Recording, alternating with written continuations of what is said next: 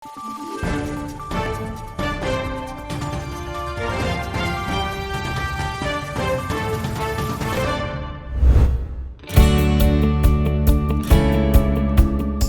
pamamagitan ng OVP Cagayan Valley Satellite Office, nakarating na sa iba't ibang bahagi ng Cordillera Administrative Region ang mga programa ng tanggapan. Malaking tulong ito sa mga kababayan nating mula sa Hilagang Luzon. Kabilang sa mga naalalayan ng Magnegosyo Today program si Brian. Dati siyang jeepney driver sa Manila, ngunit umuwi kalaunan sa Ifugao noong pandemya at nagsimula na lamang ng sariling negosyo. Agricultural products tulad ng animal feeds ang kanyang pangunahing produkto. So, gaano po kalaking tulong itong 15,000 sir na natanggap niyo from the OVP?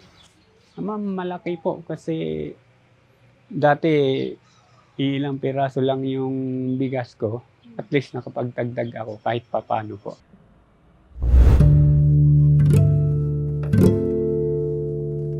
Sinubok man ng panahon ang katatagan ni Pedro. Tinamaan siya ng sakit habang nagtatrabaho noon sa ibang bansa. At nang makabalik sa Pilipinas, sa halip na sumuko, lumaban si Pedro at nagtayo ng sariling negosyo. Dahil sa natanggap na 15,000 pesos na karagdagang puhunan mula sa OVP, patuloy ngayon ang paglago ng printing business ni Pedro.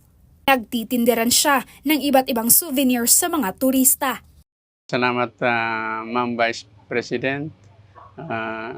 Yung tulong na naibigay nyo ay nagamit ko naman ng maayos at nakadagdag ng kita po, ma'am.